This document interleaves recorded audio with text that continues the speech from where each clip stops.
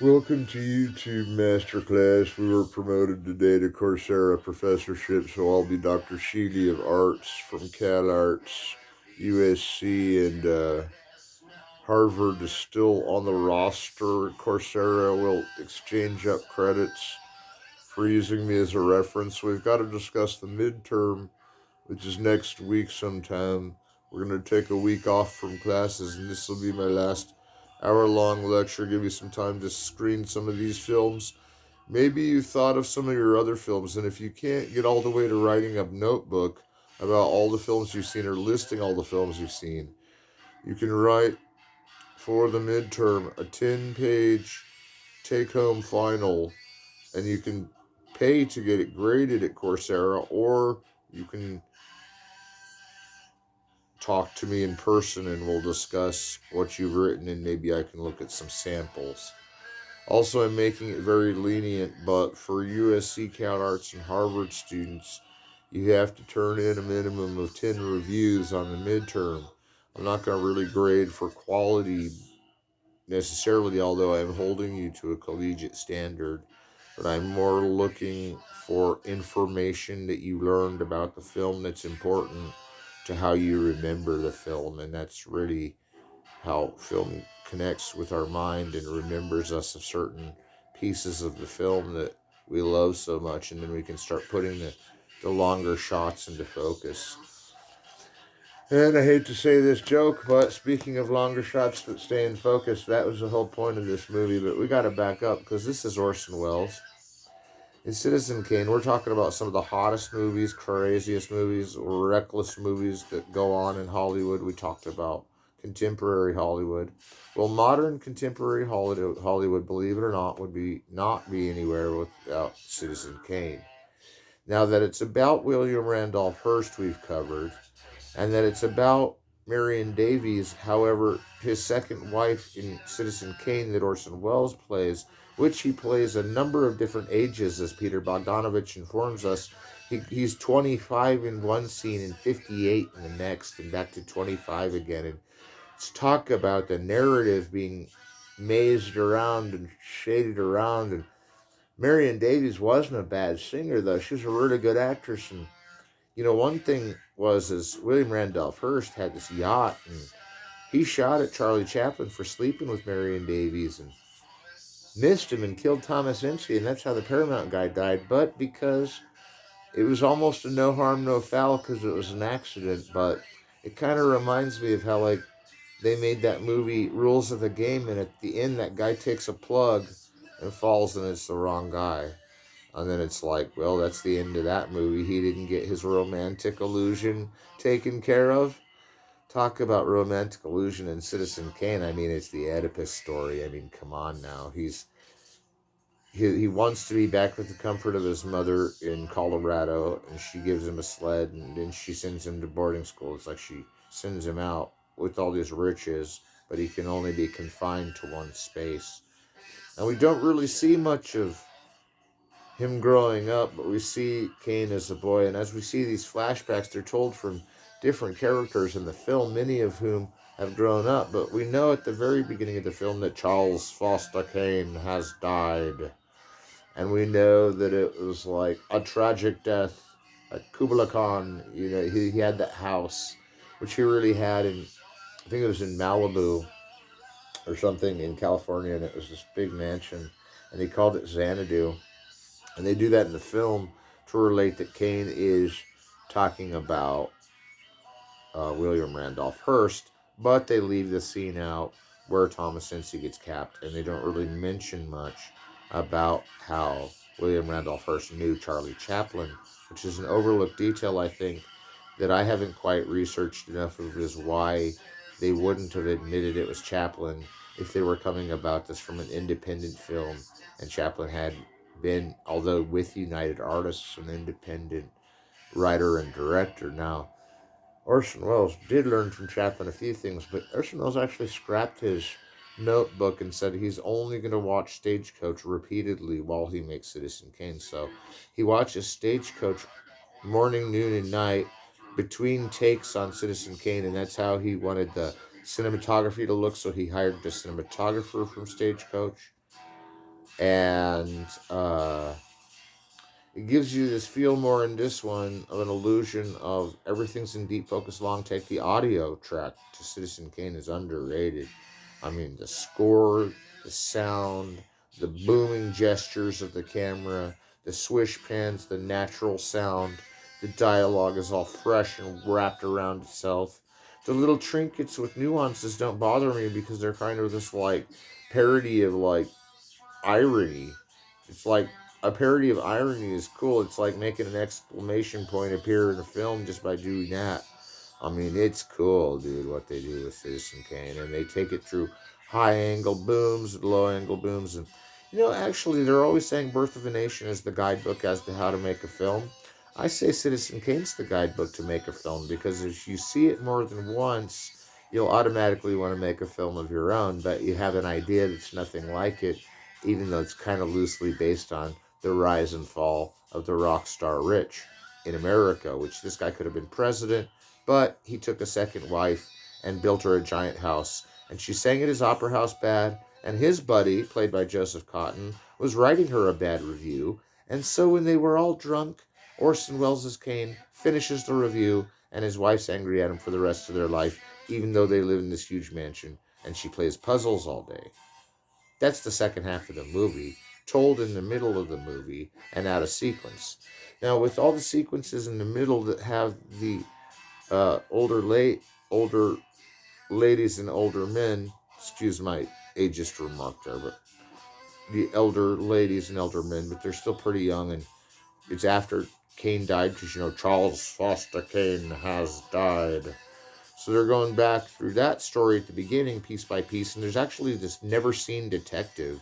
It's like a hard boiled detective that's having these like smoke rooms full of projectors going, blowing smoke into the projector, and it's all like, when are we gonna learn what he meant by Rosebud? And Rosebud's the first thing he says in the movie when he has the heart attack, drops a globe, the globe pops, the camera goes to the angle of the globe and looks up, and we see him having this heart attack.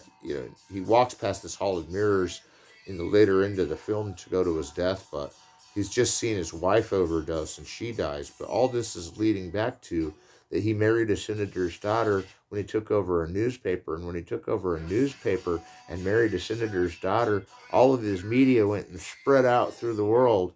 America, especially, and everything he wrote in the papers went his way, all up until 5 years later when he loses this election that he spent tons of quan to get these like big fucking huge versions of himself. And I'm not sure where the Oedipus theory goes into the idea. Maybe Oedipus the king, he's venerating himself so much that he's like chaotic, maybe because he thinks he's this like prince of tides, but that he doesn't really do the most ethical things informed based on money spending is not even really what they're getting at with this deconstructive film. I look at it and I remember the Houseman Company and how he'd worked with African Americans in Hearts of Age, his first film, this being his true debut feature. Wells has gone on to Touch of Evil, and The Third Man is directed by him. It's Carol Reed, the director of Odd Man Out, which my friend Kay in Sohagrana was so pleasantly filming his coffee cup so it would look like Odd Man Out the other day. And I thought, the real thing about Citizen Kane, other than it being like a long take masterpiece where you're always getting these mise en scènes that are like you're panning from right to left, you're going up, it's a crowd, it's a big, it's kind of a, the words we used earlier, a fustercluck kind of clusterfluck, but at the same time, it's like he creates this madness. And so you get these ideas of these big posters behind their head that show the dude. They do that in big cities with politicians. I mean, they don't mess around. And if you say it's an Oedipus complex, and that means you get a big head by having a huge ego, which really isn't an Oedipus complex, it must come from a Citizen Kane film crazy complex, because every film that has a guy that's losing his mind always has a big poster behind him like in Citizen Kane. And that even includes All the President's Men. And I kind of think that in Patton he has that big American flag to make it so obscene and no one can worship the flag as much as him because he's holier than thou because he worships the flag so much. And we should all worship the flag, but come on now, it's like nobody's going to take it from you, Patton. You don't have to, make one so big that you can't even walk through it. But I could talk a little bit more about Citizen Kane, but we've got to move on. We're doing good this course. We're reviewing each film at about a 10-minute pace.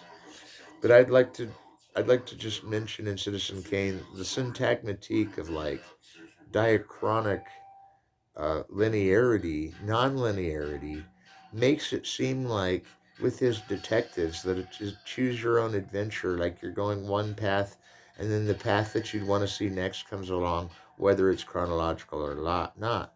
And though Pulp Fiction does the same kind of thing with an asynchronous score, with an asynchronous background, and uses effect shots a lot and shot cuts like Wells, I see them as being the same kind of independence, although Tarantino seems to have held on to the end, and Orson Welles had struggles with most of his films getting them together. And Magnificent Ambersons, the film that came after Citizen Kane in 1941, was cut to pieces by the studio in a way since it hadn't happened since Greed. Since we're not to Greed yet, an Eric Stroheim film we're going to review, we're going to go to the next film. And so if you need more on Citizen Kane, we're going to come back to it at various times because there's a lot of things I left out about that movie that could be looked at seriously as some of the best match cuts with dancers and some of the best special effects of like birds flying by and just these beautiful things about Citizen Kane. Well, I will say one more thing though. That it is probably the best movie of all time, it's your safest bet. But that I'm starting to like some of these movies that are coming in this pile a little bit here, almost more than Citizen Kane, is interesting because I got the all winner stack, and these are all necessary movies. This isn't even saying that like you don't have to watch this and you can get it all in my review. This one is a different movie for everybody. Everybody finds a piece of their soul in it. Everybody who makes films has seen it 100 times. We slowed it down to all the parts. We paused it at the scene where he's got his arms out, and there's the big picture, so you can see that it's kind of from a slant underneath. I mean, all film buffs cherish Citizen Kane.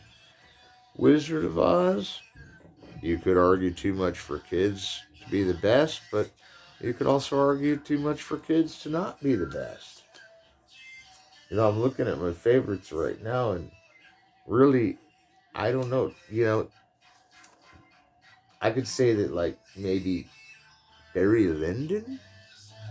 We'll talk about more Kubrick, but I'm just getting the Barry Lyndon notion might be better. Like maybe something more lighthearted, like Singing in the Rain. If you're gonna go from Citizen Kane to Barry Lyndon to Singing in the Rain, that might be a good one. But Singing in the Rain is becoming a better movie all the time.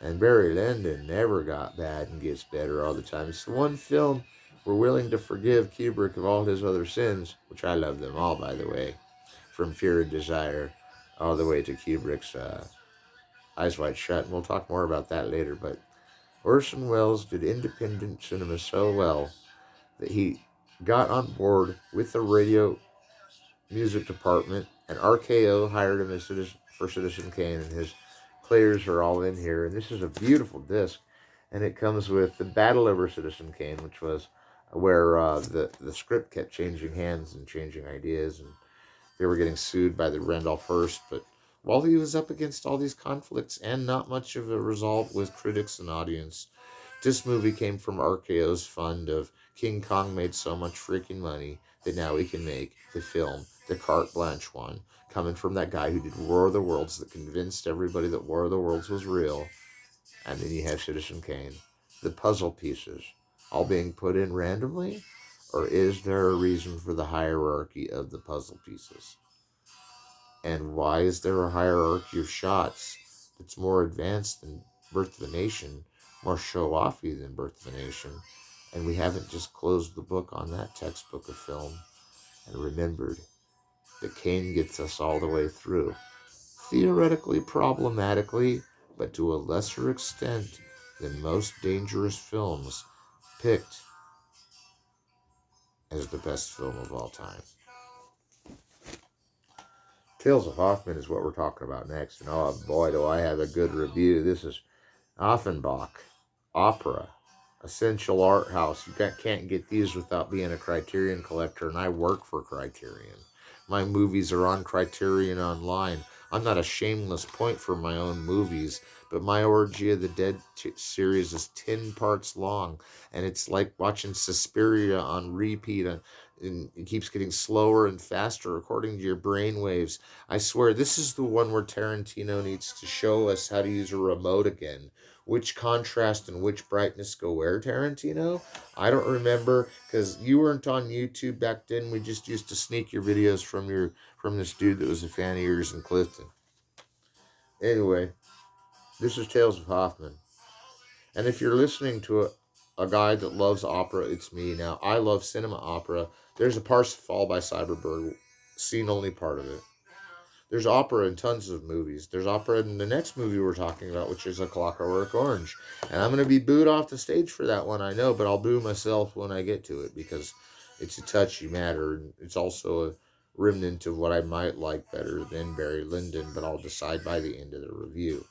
That we're here to talk about Tales of Hoffman is because I promised I would introduce a Michael Powell and Emmerich Pressburger into the mix, and this is just as good as Red Shoes, if not better. This has the whole opera. I mean, it's got like the beautiful tapestry backgrounds, these costumes that are godlike, these voices that are coming out. They're in English too. It's an English opera. For those of you that have trouble with foreign opera, you won't have trouble with this English opera. I'm not making this lesson too hard, because the minute you hear it, the minute you see it, you're like in a fairy tale, but you're in this like different kind that you're familiar with somehow, and it seems almost like Dutch or French, but it's really just Europe, and it's England, and it's Michael Powell. Michael Powell did a Thief of Baghdad, which I'd like to get a hold of, but that's a real hard movie to track down. You don't know what I did to get. I had to basically request this like 3 times before I could even afford the package of Essential Cinema it came with, which was like a $60 package, but it was 6 films, so I mean, it's a good deal. And if Tales of Hoffman, now these discs are worth more now than they were when I bought them. And that, you must excuse me, don't leave class anymore. I've just got a comparison to make about, and then we'll move on to the next movie. But I think I must make this as quickly as I can, because it seems like I've been off screen too long. But actually, I'm within my realm of destiny to pick up 3 films that we will talk about later. But I want to just illustrate the point of being a film collector, because you see, this disc is a Criterion disc of this movie we were watching in Dungeon Masterclass, and that was La Jetée. And La Jetée we're going to have to go into, and even my mentor, John Wagner, made like this weird interactive maze through the pictures of La Jetée. They have no shit. And like, I've seen this Sans Soleil, it's Without Sun, and it's weird because the cover has these pictures on it, but the movie's mostly about Japanese horror film, and I wasn't really sure how that didn't get represented.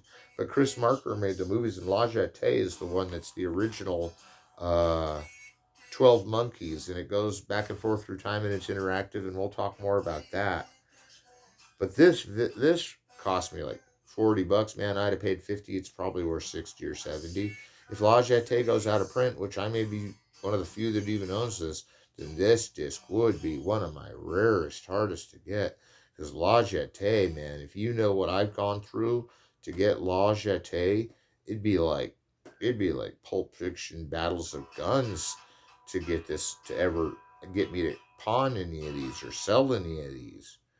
But if I did want someone that collected it after me, like the stamp collection and frickin' Decalogue or whatever, to complete the set, I would want them to have this. So it's all, it's either an archive that it's going to go to someday that already has collections that the value increases, or the Library of Congress, which I work for, will come and rob me blind on my death date, and they won't give me anything for it, which is good because I'm a volunteer there. I work for free.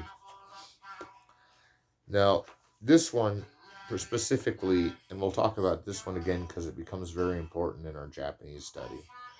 This is the 47 Ronin Parts 1 and 2. Now, I've seen this on the internet, but when I bought it, I was lucky to get it at Borders when I did. Because when we had a Borders in town, they had all these art films. And this one cost me about 45 bucks. But, and trust me, these weren't easy to save up for. I was in some pretty blue collar jobs before I did this professorship. And not that I'm complaining, but the 47 Ronin, to even track this down was a terror on earth. And then to think, I lucked out and I got the $45 copy at Borders. I've had it ever since. Part of it's a little stiff necked. There's a little bit of damage to the cover, but it came a little damaged. But it was so hard to ship one of these in because it's during the war. It takes an American point of view more than Kurosawa during the war because it's saying the Americans have come, the samurai are dying. The Americans have come, they kidnapped the emperor, now our samurai leader is dead, now we want to die.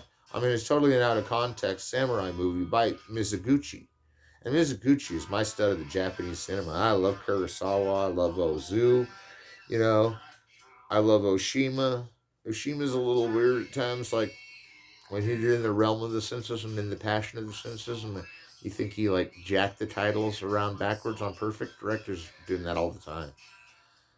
But 47 Ronin 1 and 2 we'll talk about a little more, but what I want to talk about now is that I bought this for 45. It's worth like 250 bucks now on the market, just this disc. And that is how DVDs appreciate. They appreciate over time because you have a collector section. Now, can you go to a pawn shop and sell it for that much?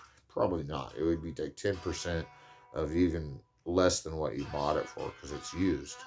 But the pawn shops do like those items if you need the money and sometimes can negotiate. But for a collector's item to sell for 250, I'd have to put it on eBay, which really I don't have any means to auction it. And I've seen this movie like 6 times, and I'm not getting rid of it. I mean, I got security. I'm not gonna get rid of my movies. And if it turns out to be one of those postage stamp things at the end of the Decalogue, well, I'll be shit out of luck on my grave if my ghost doesn't come back and find all my stamp collection and my movie collection. No, I'm just kidding. Just a joke. All right, we got this one to show. Grand Illusion. I bought it for $38, and it was also from Borders. I'd seen this one before in a store in LA for sale. Orson Welles said it was one of his favorite movies. Speaking of Orson Welles, we'll get into it more. It's a Jean Renoir. It's got Jean Gabin, of course, Eric von Stroheim, Dita Parlo. We got the French film poetic realism right, but what's amazing is though it's like one of Criterion's first choices of the series that they released ever, it's also somehow one of the best anti-war movies ever made. It also has one of the iconic scenes where the lovers escape to Switzerland in the snow, which is a shot that's repeated in Jules and Jim. And there's a kind of similarity to Barry Lyndon yet again. The Grand Illusion is interesting because Eric von Stroheim starts out as a nice guy and ends up killing everybody in a prison breakout that happens for the good guys, who in like a clip before were in some army base that they'd crashed a plane and been taken prisoner. It was like practically a silent film trick. But that everything does look like a Renoir painting is true, that the lighting is a technique that was used in cinema like Citizen Kane.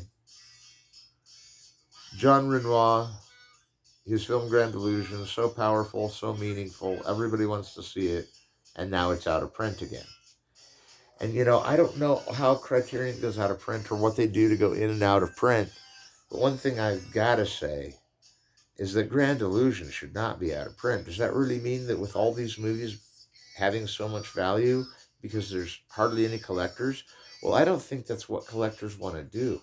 I think collectors want everybody to go out and buy a copy of their favorite movies so that they have them stashed not just so they can look at the cover, so they can do reviews on the movie. And some of us here are learning now that we don't even have to watch the movie to do the review, although you have to have seen it once. And so for the midterm, you can do a review in any way you want. But Harvard, USC, Calarts, you have to do 10 reviews for the midterm. If you give me a thumbs up when you get into class, then I'll give all the 185 passes to the next segment of classes. So really paying attention to the lectures is important so you can learn how to approach film in a relaxed but still professional environment. Now, the last thing I'm going to say is I had to pawn some stuff to get this, or a regrettable pawn I wouldn't have done again. But would I have done it again if I had known that Grand Illusion was worth about $800, this version of it? So this disc is appreciated a lot now that it's out of print. That just means if it even comes back in print, this version is going to get worth more. And I have a feeling that in the long run, this will appreciate more than already has appreciated more than what I pawned to get it. See, I pawned to get movies, but I don't like to pawn to receive movies. Well, that Gangs of New York copy was my cousin Ashley's one of her pawn tricks. But we got this Clockwork Orange movie coming out next. Ooh, scary. Look at him. I'm going to get scared. So I'm going to put a disclaimer on this and say, well, you are going to get scared from what I'm about to say, because if you've seen this movie at all, you're probably one of those few people that I used to talk to back in the day on YMDb about why they hate Clockwork Orange and 10 million reasons why it's a crappy movie. But for some strange reason, most of their reviews consisted of things that I thought were good about the movie. So let's see. We don't talk bad about movies here. We don't talk bad about Kubrick here, unless it's Lolita, which really is so bad that it's not even on an Ed Wood level. It wasn't Fear and Desire that demoted Kubrick. It was Lolita, and then he had a catch back with Doctor Strangelove is one thing, but that he came off of Paths of Glory. Maybe he had to sink a little bit to get back up to his Spartacus level, and then sneak back up to get to his Lolita level, which knocked him down a little bit. And Strangelove just venerated him to the top. But all of his movies are masterpieces. Fuck it. Let's make a new rule. Stanley Kubrick, all masterpieces. From Fear and Desire, Killer's Kiss, The Killing, Paths of Glory. We got Doctor Strangelove, 2001: A Space Odyssey, Clockwork Orange, Barry Lyndon, Full Metal Jacket, and then the last one is Eyes Wide Shut. And if I missed anything, like The Seafarers, his old student film when he was working for Look magazine, the only thing I missed is he's the father of modern cinema. We're going to go through Barry Lyndon and 2001 sometime in this class, but Clockwork Orange. Now, if it feels like I've been throwing a lot of movie titles out there, you can't keep track, that's okay, because Clockwork Orange is all about film school. It's the student film about film school by Kubrick, who is always trying to make a film school film about film school about film school. And it was like the idea of self-reflexivity in film was so big, even before 8.5, that even Ms. Oguchi was doing Tales of the Chrysanthemum, which is a similar barrage of all these productions going on at once. And there's so many productions going on in Tales of the Last Chrysanthemum that nobody really minds who works on what set, on what part, doing which, because not that they're interchangeable, they just know what's going on in 4 different movies, and the cast rotates, and it's interesting how they get it all done. But in Clockwork Orange, I'm going to name the part in the middle you probably remember most. It's the Ludovico treatment. And so before I go any farther in this review, if you want to fast forward give me 7 minutes, because we're going to talk about some scenes, but I'm not going to say anything offensive, but I am going to mention there's some offensive things in the scene, but I'm not really going to relate to you what they are, because we're keeping a YouTube platform PG-13. We can't, this is one of those movies from the 70s that did all it could to get an X rating and had to cut a few parts out. knowing that it would still get an X rating, and they were shooting for an X rating. And now I'm not even sure if it's rated R yet. It says on the back that they re-rated it as R. And don't ask me how this movie couldn't be rated X, because if Midnight Cowboy is still rated X, which I've seen an R on that, and Wild Bunch was rated X, this was one right there along by their side. So some of it was revolutionary cinema that was saying, you tell us what to do in movies, we'll tell you what to do in movies.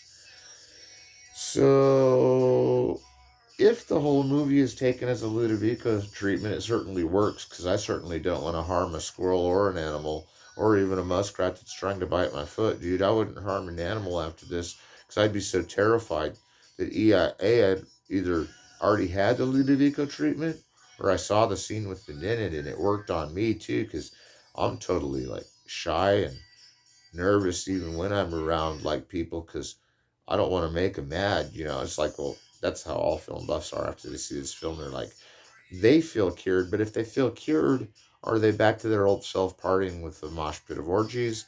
Is the government lynching into his head that he's following that? I mean, that's a triple irony too, because he could just be saying, I'm back to me old self, and me old self is good. Or he could say, I'm back to me old self, and me old self is really good.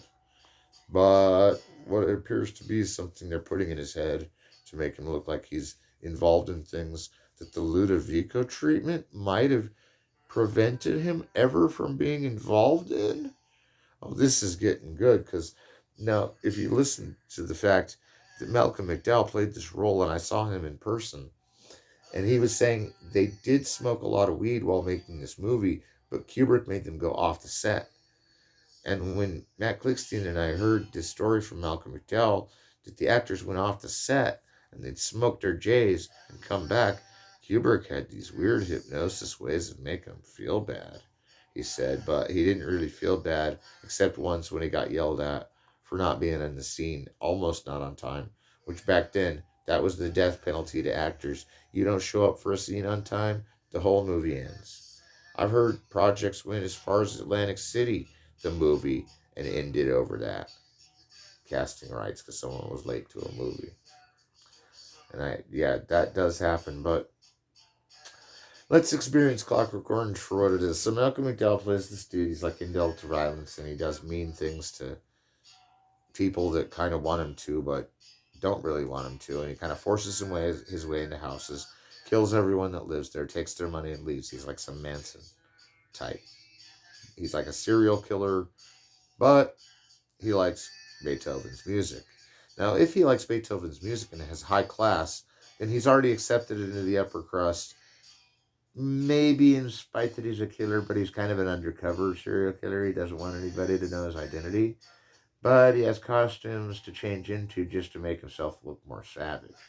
That is set in the future, is no doubt. That somehow it's some theory of what Prague looks like. Prague's way weirder than that. We saw a Prague book in Dungeon Master.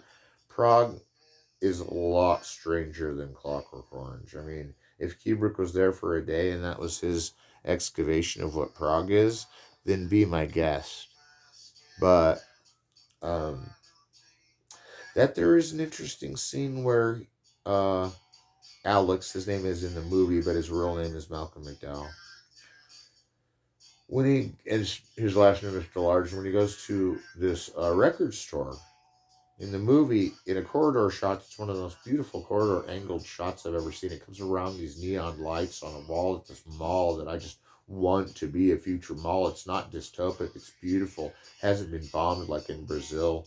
And he comes around the corner and he's going to buy either a copy of Magical Mystery Tour by the Beatles, which would be for sale at this time because people are needing their animism, Beatlemania.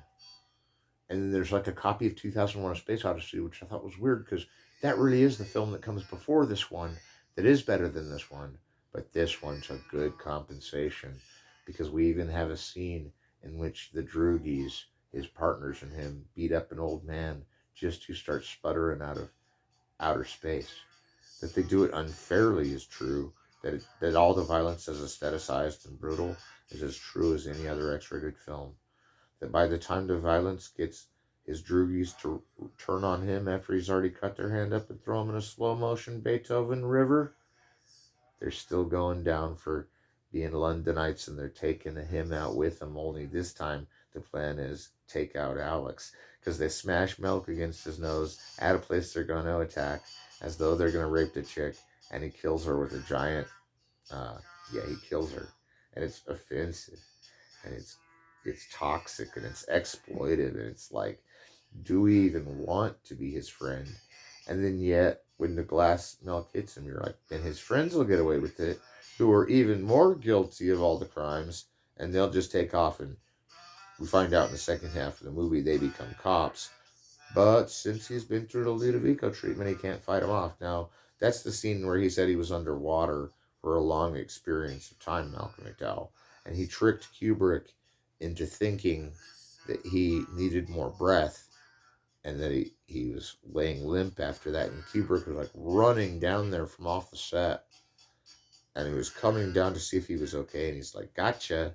And I heard that Kubrick nearly beheaded him for it. I don't even know. That would have been a movie stopper if somebody had tried that on me. I would have been like, well, I'm fucking ruined, because there's a scene in the movie where this guy almost drowns, and then he's joking about drowning. It is kind of funny, though, when you think about it. Kubrick got deuced because he was constantly known for deucing people on his set, so we won't even discuss who was deucing who. The fact that he made him smoke off the set, and the set was like a mile long, is already funny, because it's like people be lighting up while they get not off the set, and the buzzer would go off or something. I don't even know, but that there's smoky scenes in this is good. I don't recommend the scene where the Droogies do good and save the girl from being attacked, because she just runs off, and that was just an excuse for them to fight. I mean, there's some real graphic, ugly, horrible side of humanity in the beginning. And then by the middle, when he gets caught and goes to prison, he gets his sentence commuted after reading the Bible and deciding that the Old Testament's cool, because he gets to sleep with prostitutes and eat grapes all day. They're naked, but his concubines, or whatever, and he gets to sword and sandal battle it. That he doesn't really, he understands he'd be one of the ones that crucified Jesus or something, and then all of a sudden, the whole team of engineers to the graduation song that we know, and they're coming down this hallway, and it's like he's graduating to the Ludovico treatment. They're going to commute his sentence of slaughter if he can sit through the Ludovico treatment. And he's like, whatever it is, I'll sign up for it. But he's talking, the whole dialogue of the movie is in like this Russian dialect that comes from the book. This movie is similar to the book, more so than Kubrick's other films are similar to books. And this one really does give justice to the book. And I like the way the book ends with the 13th chapter. And I like the way Clockwork Orange ends with no 13th chapter. I prefer the movie, but the book is a literary resource of like beautiful poetry. And this movie is too, aesthetically, how it's made. So now we've discussed the aesthetics of films and how they change the meaning, because the aesthetics of Citizen Kane are really what's hyper good. But you'd have to admit the aesthetics of Clockwork Orange are more complex than even Citizen Kane.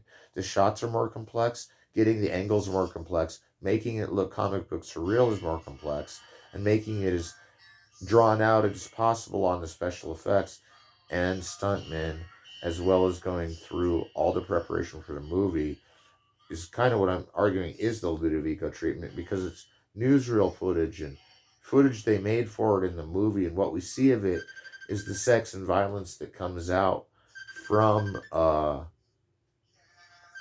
all the movies they've seen. And Malcolm McDowell is strapped to this chair in this iconic scene, and he's got his eyes propped open by these metal hooks.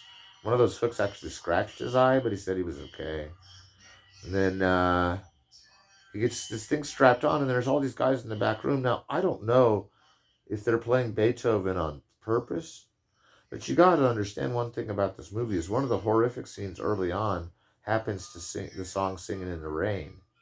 Later in the movie, after the Ludovico treatment, the Singing in the Rain song triggers someone from realizing that Malcolm was the one that did the bad thing, because it's his version of Singing in the Rain. Now Singing in the Rain is still one of the best movies ever made, better than Clockwork Orange, but the reference makes sense because Kubrick's trying to rid us of our vulnerability, even to just pleasure and emotion, by showing us that Alex is taken by psychologists, which real psychologists are not like this.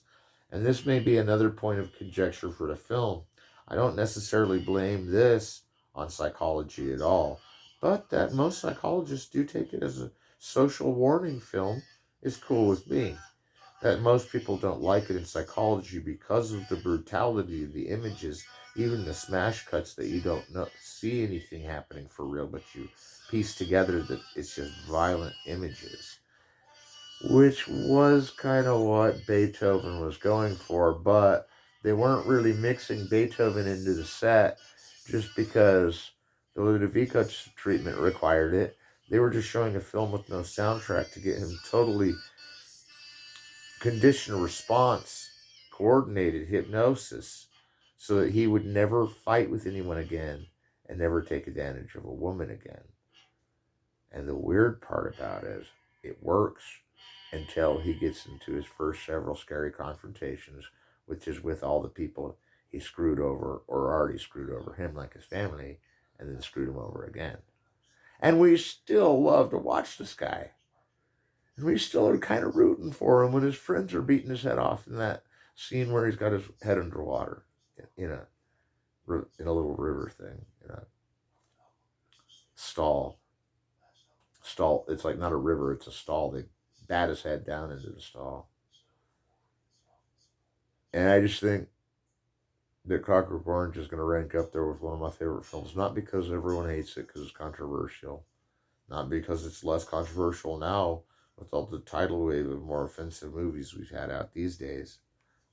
Not because Kubrick was commenting on that you can make cinema for the sake of cinema with just the ideals of putting together huge sets and huge amount of actors, but you can really turn over a psychological theory that psychologists won't use that theory, but they will be actually quite offended if you say that they use those tactics in a psych ward. So just note to yourself, if this film warps you to the point, which I've heard people worried about this film still, it's from the 70s. There's no reason to worry about it. Kubrick's dead, you know. But the people that worry about these movies worry me because then they start thinking they're really getting the Ludovico treatment. And as we all find out, Kubrick's actually saying one thing that could be almost mistaken as immoral. Two wrongs don't make it right. That's my solution to this film. He's committing wrong acts. I don't really like it. That it seems heroic, creature of the film.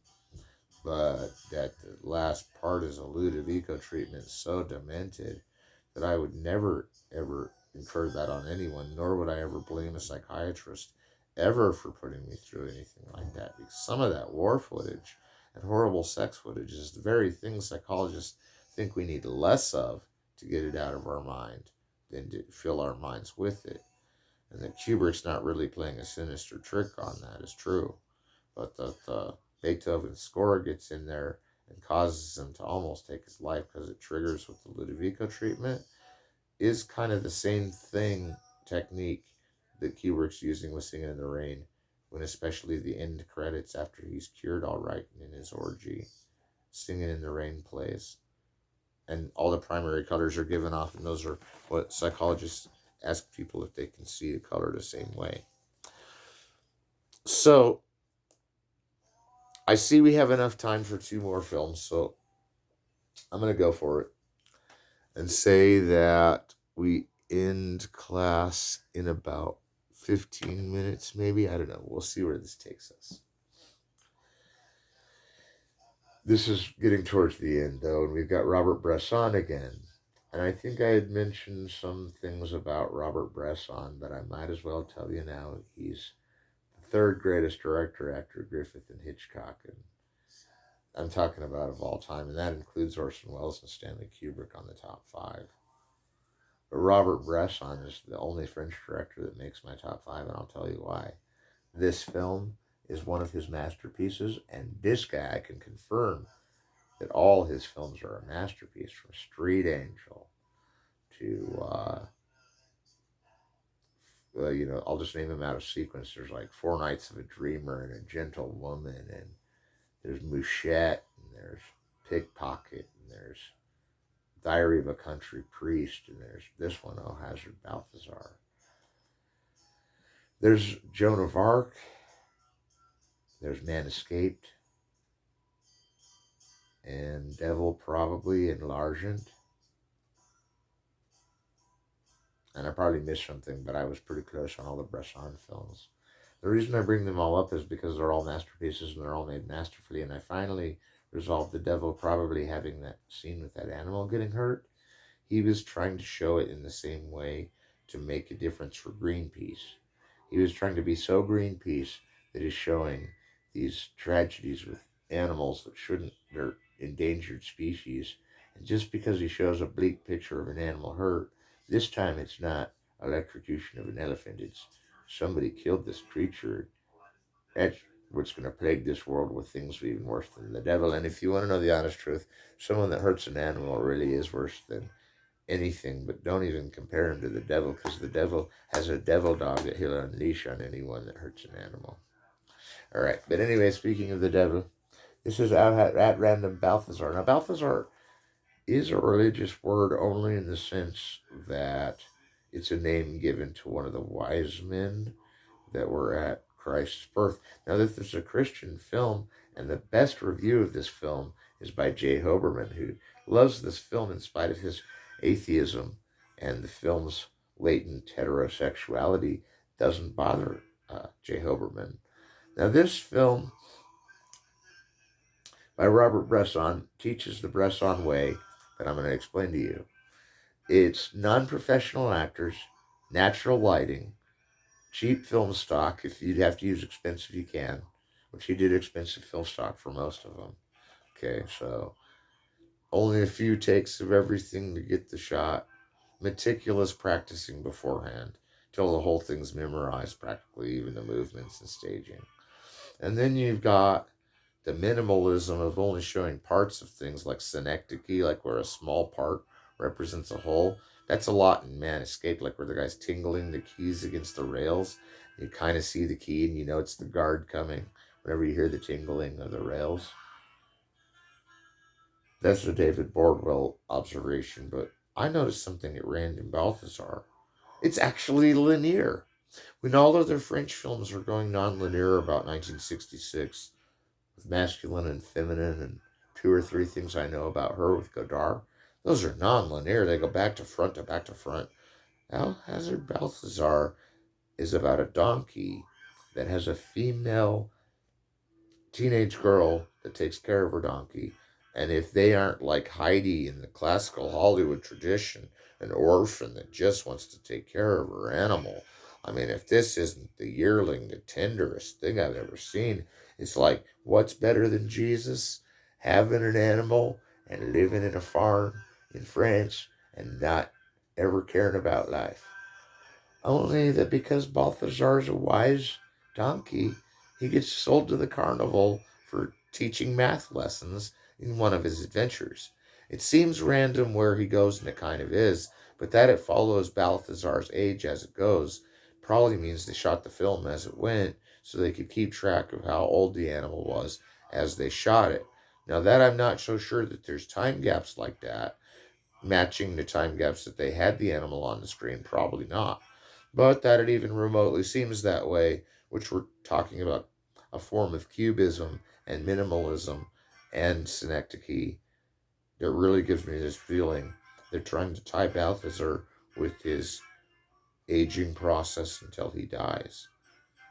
But I didn't mean to spoiler alert it, because now none of the females that wanted to watch it to see this girl with her cute animal, and there's nothing sinister or wrong with this film. It's G-rated, it's beautiful, but what I don't understand is why most people, when they hear that the donkey is shot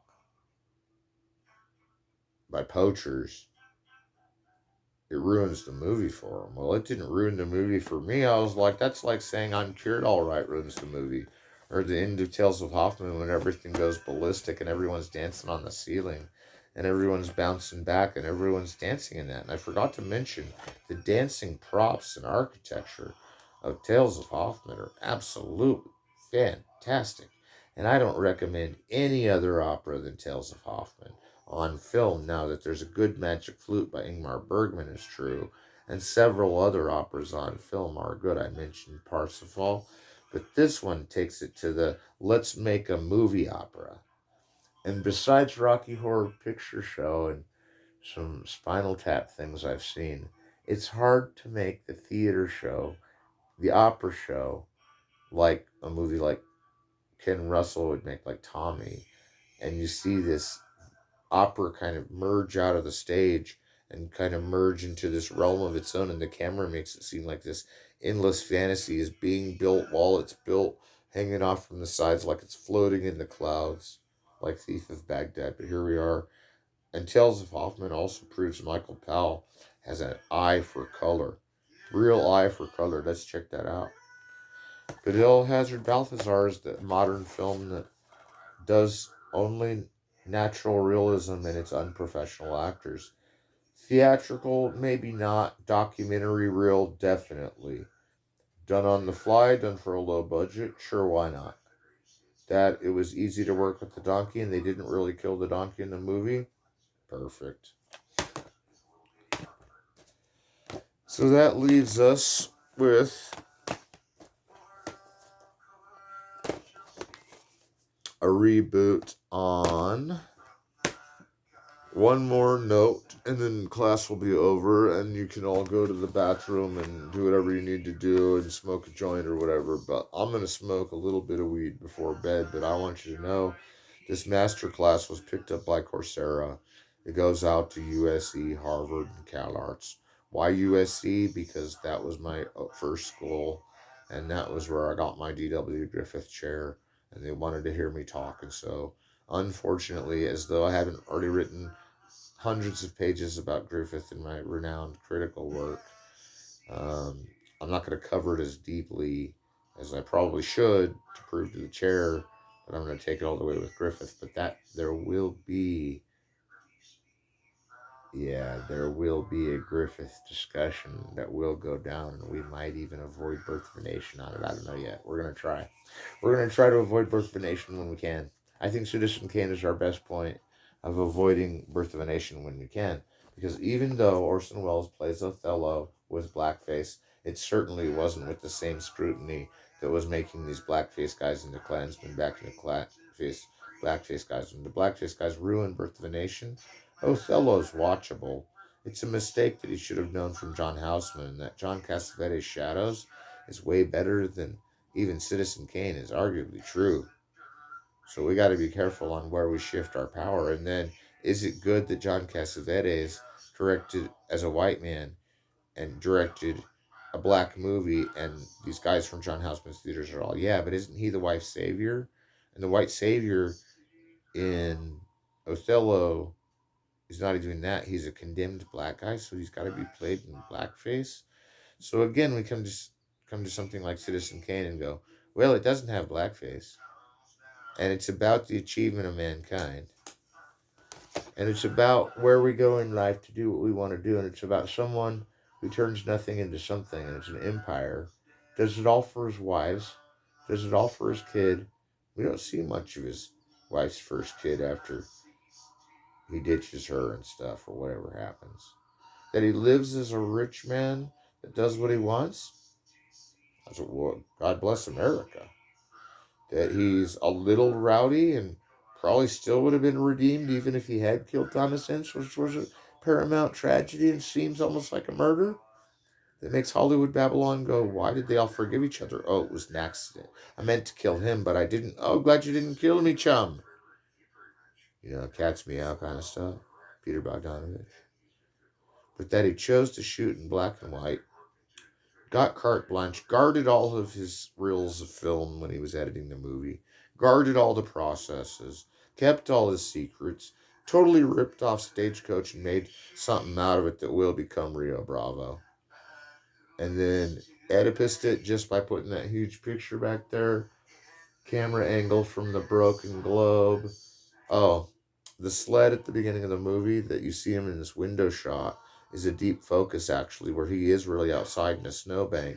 And when they're in Colorado when he's a child, Agnes Moorehead, his mom, who's from like this RKO alignment of actors, she is selling him into boarding school. And so I don't know if he didn't take a sled to boarding school. I've, you know, told some people at Harvard that they needed to get their kids to boarding school, but I was kind of just joking, but they were about to anyway. And anyway, I don't know if at boarding school they have those kind of rules, like whether you can have a sled or not, but it would seem like even after boarding school, he wouldn't be old enough to sled anyway. So it makes perfect sense that Rosebud's the last piece of the puzzle, that they find out that Burns, a sled burns, and someone in the film at some point says maybe it was that sled. And they're like, no, no, no, no, no. Maybe it was the story of his life, which is just a piece of the puzzle, and a really big puzzle, And that Rosebud completely concludes that it's not even cynical, because it's like saying the cynical part is that he had to give up his sled. The giving up his sled meant giving up his childhood, meant that the minute it was burning, his sled was burning, or the minute he knew his sled would burn, because it actually seems like it happens after he dies that the sled burns. But had he not known what Rosebud meant, then he wouldn't have connected it with the sled, which says Rosebud. But that doesn't mean he didn't see the sled before and maybe even suggested it not get cast into the iron fire, or whether he did or not. The movie reveals the Rosebud he's talking about is the sled, whether he's seen it or not. And that he knows it's the sled, whether it burns or not, is just to show us as an audience what it was. Just like the movie starts out, no trespassing, don't go past this point. If you're a normal viewer of film, this movie's going to sack your ass out the door and make you into a filmmaker. Rosebud is the funniest part of this movie, because he says it when his globe snaps, and it's the winter globe, so he's thinking of his sled.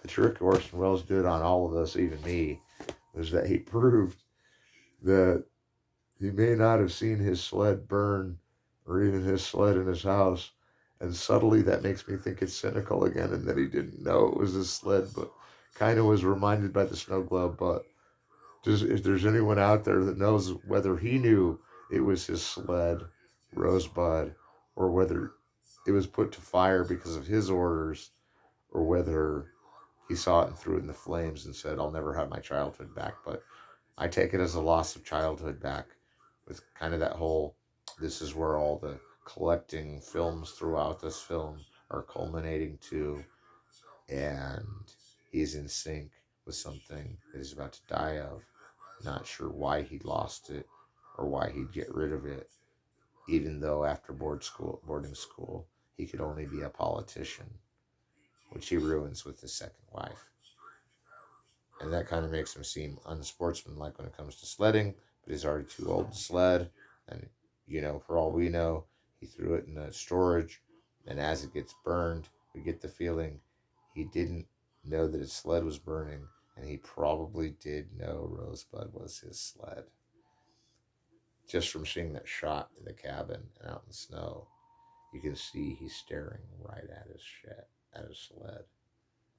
So that's a mystery to me, whether or not Kane could take the.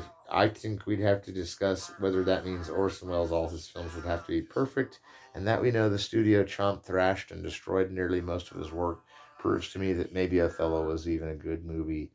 Not a good use of blackface, come on. Anyone who hasn't seen Spike Lee's Bamboozled, Bamboozled rids us of racial hatred, because we're not allowed to use blackface anymore. But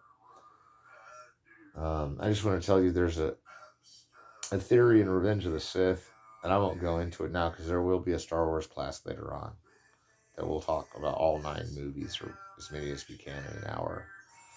And there's something about Revenge of the Sith about jealousy I just want to leave you with. And in a good way, I'm jealous towards these filmmakers for finding these patterns, these undeniable syntams, these languages of films, these codes that they're using to build content with form, while introducing their own style and the style of a genre. And these films are really appreciated. And I'm going to go over Yojimbo some other night, and I think I get jealous too, but actually, there's a bad kind of jealousy that Yoda talks about. And it's where he says that jealousy is greed. Jealousy is greed. And yeah, well, I'm jealous Eric von Stroheim made Greed, but it got 6 hours cut out of it, and that's 2 hours. But that's not what he's saying in Star Wars. He's saying that if you want to own a person, then you're basically a greedy slave owner. Because if you want to own a woman and tell her only what to do, she's probably not with you in the first place. And Yoda's actually doing this like matchmaking thing where he's like, I think it's he doesn't tell him, but he's like, I can't do Yoda voice, but he's like, if you have fear or jealousy, jealousy is greed. So don't have jealousy because all you get with greed is a bundled up sack with a hole in the bottom. And as your money's spilling out, you'll be running with it. Like I've ran with weed through Amsterdam before, but I was greedy for weed that day. But anyway, is a good kind of greed. But jealousy is greed. And therefore, don't jealousy. Just don't jealousy. Not over. And I'm not just talking about that's a rule for me. That is a rule for me because there are critics that I'm only jealous of in a good way that are a million times better than me.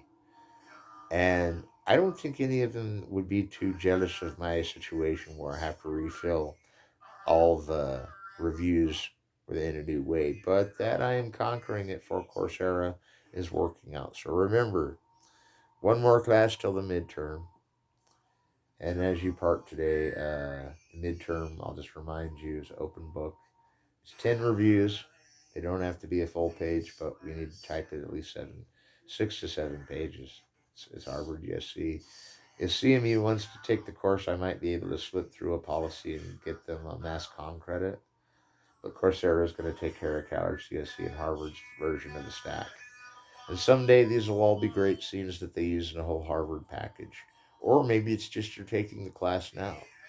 And if you have any suggestions, you can email me personally. Because if you're taking my class, you probably know who I am. But that I can get a little bit sidetracked with my own work. I won't discuss it too much because some of this new stuff, I almost kind of want to remain a mystery. But the mystery of it all is how we just got through so many important films and didn't mention how, since Citizen Kane was a ripoff of Stagecoach, that every other movie pretty much is Stagecoach after Stagecoach, or a rejection thereof, which would be negating Stagecoach, which you're not allowed to do. So only make movies based on Stagecoach, even if it's a sci-fi opera that I'm working on that I can't finish, based on Easy Rider, based on these other Wizard of Oz or whatever. No, I'm kidding. All right, well, so we'll reconvene next time. I don't have anything further to say until, and then after the next class, I'm going to ask you in 2 days to turn in your work. If you're confident that your work is turned in, then you can include it back with a letter to Coursera with your paper and say that Dr. Sheley says you've completed the course. But we have 5 or 6 more lectures to do before the end of the semester, so we got to cram them in. This was a long lecture. So I'll say goodbye. We'll talk later.